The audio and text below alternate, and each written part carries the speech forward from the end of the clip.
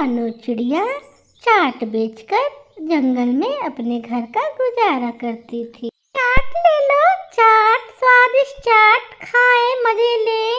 छोटी चिड़िया, मुझे थोड़ा सा चाट दे दो, मैं कल तुम्हें पैसे दे दूंगा। अभी तो पिछले पैसे भी नहीं दिए तुमने और आ गए फिर से मेरी चाट खाने। जाओ, अब मैं बिना पैसे के चाट नहीं दूंगी। छोटी चिड़िया, तेरे पास थोड़े पैसे क्या आ गए? तुझे तो बहुत घमंड आ गया। क्या चाट तुझे ही बेचने आता है? कल से मैं भी चाट बेचा करूँगा। अगर चाट बना सकते हो मेरे जैसा स्वादिष्ट तो जाओ और बना के बेचो और उसी चाट को खाओ भी। कालू गुस्से में अपने घर चला जाता है। गोरी, कल से मैं भी जंगल में चाट बेचा करूँगा। चिड़िया चाट बेच बेच कर बहुत अमीर हो गई है। लेकिन कालू जी, चिड़िया का चाट उसके सीक्रेट मसालों की वजह से बिकती है। कौन लेगा तुमसे बेसवाद चाट? गोरी, तुम तो हर वक्त चिड़िया की ही तारीफ कर रही हो। अगर मैं चाट बनाऊंगा तो सारे पक्षी चिड़िया के चाट भूल जाएंगे, बस मेरे ही चाट खाएंगे। दूसरे दिन कालू कौआ चिड़िया से थोड़े दूर अपनी चाट का ठेला लगा लेता है। कालू का स्वादिष्ट चाट, आओ खाओ, मजे लेके खाओ। चिड़िया का गंदा चाट, कालू का अच्छा चाट। कालू बहुत आवाज लगाता है, लेकिन जिसे भी चाट खाना था वो सभी पक्षी रानो चिड़िया के ठेले पर ही जा रहे थे। कालू कौआ सुबह से बैठा मक्खियाँ मार रहा था। कालू, तुम कितनी भी चाट बना के बेच लो, लेकिन मेरे चाट ही पक्षी खाएंगे क्योंकि मेरे पंख में स्वाद है। कालू, अगर तुम्हें अपनी चाट बेचनी है तो इस चिड़िया को इस जगह से ही मार के भगा दो। बस तुम ही यहाँ ठेला डालना और देखना पक्षी कैसे तुम्हारा चाट खाएंगे स्वाद ले लेके। हाँ गोरी, मैंने तो ये सोचा ही नहीं। कालू कौआ और गोरी कभी चिड़िया के पास जाते हैं। एक कमजोर चिड़िया, अपना ठेला उठा और यहाँ से निकल ले, ये जगह हमारी है और आज से मेरे पति कालू कौआ ही यहाँ चाट बेचेगा। गोरी बहन, मैं तो अपना यहाँ काम कर रही हूँ, कालू को किसने रोका है? वो भी अपना चाट यही बेचे। सबको तो अपना नसीब का ही खाना है।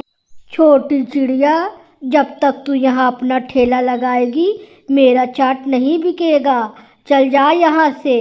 ऐसा कहते हुए गोरी और कालू चिड़िया को धक्के देने लगते हैं। रुको रुको गोरी कालू, मैं यहाँ से जाती हूँ। जो मेरे नसीब का होगा वो मेरे पास खुद चल कर आ जाएगा। बेचारी चिड़िया अपना ठेला उठाकर वहाँ से चली जाती है और जंगल में दूसरी जगह जाकर अपनी चाट बेचने लगती है। चाट ले लो, चिड़िया का स्वादिष्ट स्वादिष्ट चाट ले लो। पक्षी चाट खाने आते हैं, लेकिन वहाँ रानो चिड़िया नहीं थी। गोरी, चिड़िया कहाँ गई है? मैं तो चिड़िया से चाट खाने आया था। कबूतर, चिड़िया यहाँ से चली गई है, तुम मेरी चाट खाकर देखो, बहुत स्वादिष्ट चाट है।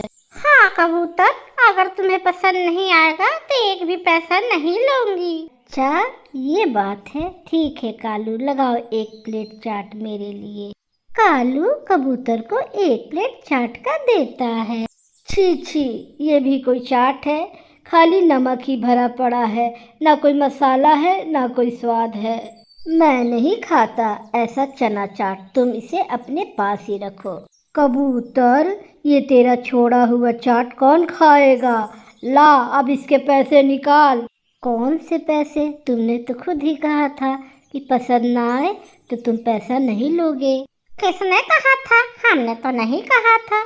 फिर कौवे कबूतर को पकड़कर मारने लगते हैं। बचाओ बचाओ, मुझे इस काली कलूठे कौवा कौवी से बचाओ। कबूतर बहुत मुश्किल से अपनी जान बचाकर वहाँ से भागता है और कौवे शाम तक वहाँ बैठकर मक्खियाँ मारते। जब पक्षियों को पता चलता है कि चिड़िया अपने चाट का ठेला दूसरी तरफ लगाई हुई है तो सभी पक्षी रानू चिड़िया के पीछे पीछे वहां तक पहुंच जाते हैं। चिड़िया, उस गोरी कवि और कालू कौआ का चाट तो कोई फ्री में भी ना खाए, बेस्वाद होती है उनकी चाट। तोते भैया, उन कौओं ने मुझे वहां से भगा दिया तो मैं यहाँ आ गई। मेरे पंख में स्वाद है और मुझे पता है कि पक्षी मेरे हाथ का चाट खाने यहाँ भी आ जाएंगे। कौवे जब शाम को घर जाने लगते हैं तो चिड़िया के पास आकर एक पेड़ पर बैठकर देखते हैं तो देखते हैं कि चिड़िया के पास पक्षियों की काफी भीड़ लगी हुई थी। गोरी, हम कुछ भी कर ले, हमारा चाट बिकने वाला नहीं। सबको पता है कि चिड़िया की ही चाट स्वादिष्ट है और वही सबसे ज्यादा बिकती है। कौवे दूसरे दिन फिर से चाट बेचने जाते हैं। सुबह से शाम हो जाती है लेकिन कोई भी ग्राहक कौओं के पास नहीं आता।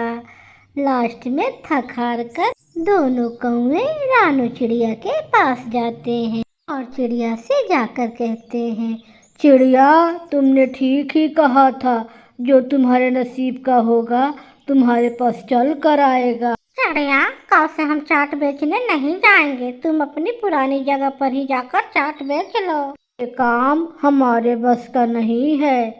कालू भैया, दूसरों के काम से जलने के बजाय अपने काम पर ध्यान दिया करो, ऐसे आपके मन को शांति भी मिलेगा और जो काम आप करेंगे वो बहुत अच्छा चलेगा।